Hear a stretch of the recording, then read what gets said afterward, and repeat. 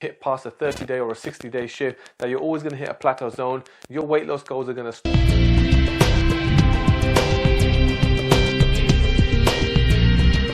Ladies and gentlemen, thank you for tuning in. You're watching Haja Chana. I'm going to run through 5 most common mistakes that are made when you're trying to lose weight and also burn body fat.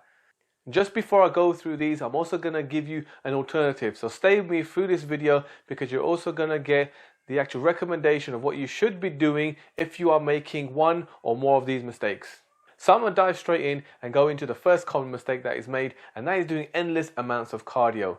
How many of you have struggled just by doing endless amounts of cardio, going on treadmills, running outdoors, consistently adding a running program into your weekly basis, whether you're doing it every single day, doing it 2 or 3 days a week, but still never see any weight or fat loss results? The reason for that is you're continuously burning calories.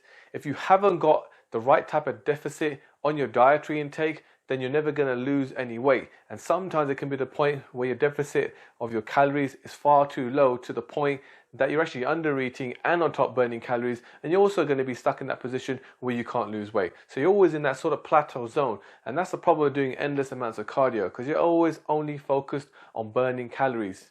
So how do you fix this? The best way I'll tell you to fix this would be to actually add some corporate resistant training. It doesn't have to typically be heavy weight based. It just needs to be in a form that you're using your muscles. So you are breaking some muscle tissues down, overall your whole body, and that's going to actually help you when it comes down to your eating plan. So you're able to basically utilize on food, which is also going to be used up by your muscles. So this also gives you the afterburn effect. So 24 hours along after your workouts, your body is feeding on the food that you put in. So it's actually going to give you more chance of losing weight. So this would be a good time to reduce your cardio training and start incorporating some resistance work to help you start losing that weight. And that takes us into our second common mistake, and that is going to be the dietary intake. Most commonly, what you'll find is that you drop into the 1 to 2 meals a day, or you're dropping into smaller meals, no carbs. So you end up going on some type of a fat loss common diet that you will see out there, whether it's a ketogenic, whether it's a fasting based diet, and these are all going to cause you problems long term, because these tend to be the short fixes. Short fixes there because yes, they almost all cause a type of starvation where you're almost fasting your body. So of course you're going to see some weight loss, you're going to see some change on the scales because you're dramatically changing your diet already. But what happens with this process is you can cause your metabolic rate to slow down, and that will be a problem when you hit past a 30-day or a 60-day shift, that you're always going to hit a plateau zone. Your weight loss goals are going to stop because now your body doesn't efficiently burn the way it should and utilize food the way it should for you to continue to lose weight. So if you're one of these who follow these patterns where you're going on starvation diets, low carb diets, I definitely recommend you trying to move away from those. And if you're doing things like eating once or twice a day, or really cutting back on your meals, these things are going to cause you not just problems with your fat loss, they're also going to cause you problems with your mood, your energy, because you're putting a lot less in and thinking that that's what you have to do to lose weight.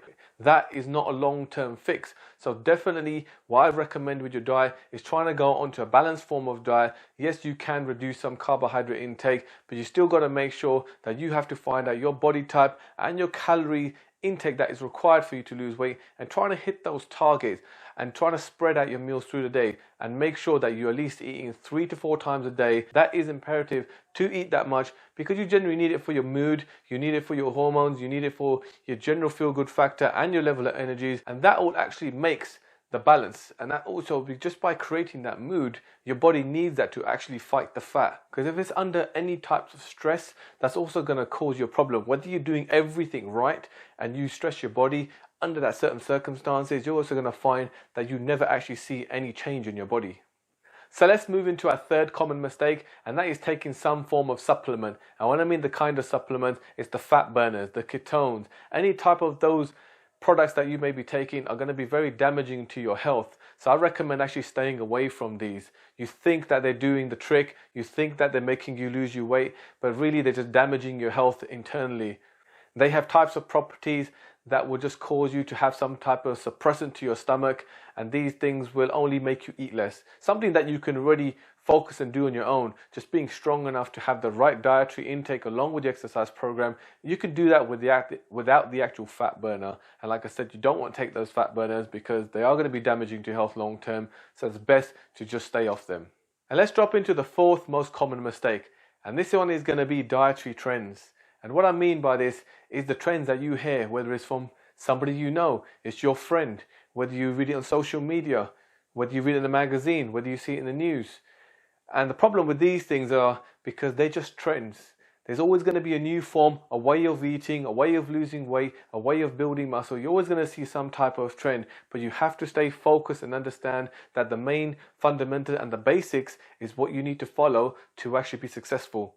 How many times have you heard these new trends coming up? Whether it's a no-carb diet to a low-carb diet to a ketogenic diet. There's all these new types of trends coming along, whether it's with certain food groups. You're always going to find that you're hearing something new, and then it puts you into a bit of a confusion of whether you what to do to lose weight. So this is one of the things that you need to stay away from and stop following certain trends and just understand. Again, similar to my second common mistake here, you need to find out what your body type is, what your calorie requirements are, and then work along using the healthy food groups to make sure that you have a decent dietary plan. With that being said, that takes us straight into our fifth common mistake, and that is the protein intake. How much emphasis is driven on protein? Even when you look around you, you look at the social media, you look on websites, anywhere you look, you will find that protein seems to play such a major role. Whether you're trying to build some muscle, whether you're trying to lose weight, it plays a big role in dietary intake today's day for everyone. And it gets a little bit too much emphasis to the fact that you think that is the particular main source that our body needs to do anything.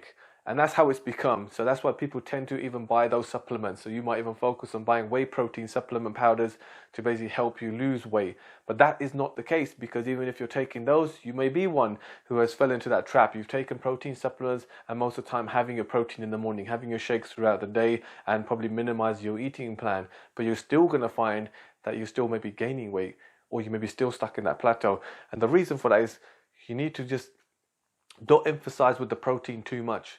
When you're consuming protein, you still need to know how much. It still has a limit of the amount of protein that your body can take in. Everybody's body type will take a certain amount of protein and digest protein in different ways. And for that reason, again, you need to know your calorie requirements and how much protein you should have per pound of body weight that you weigh. And that is very important, because just taking protein in your diet and going on a higher protein diet in general, thinking that every meal you eat has to be protein based, whether you're adding protein supplements in your training and still, you may be consuming too much protein. You may consume too much protein in one setting, and these things are going to play a major role, because you're going to find that if you're consuming too much protein, you're actually going to gain weight, because any excess amount that your body cannot burn, that it cannot consume or take in into the muscles and feed the body in general, any excess will be stored as fat.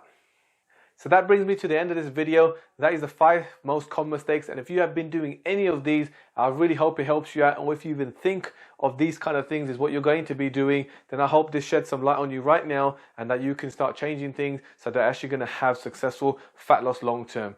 So guys, if you like this video, it really does help you out. Make sure you give that big thumbs up down below, and also subscribe to my YouTube channel so you can have video content like this every single week. And guys, that's it from me, and I will see you in the next video. Take care.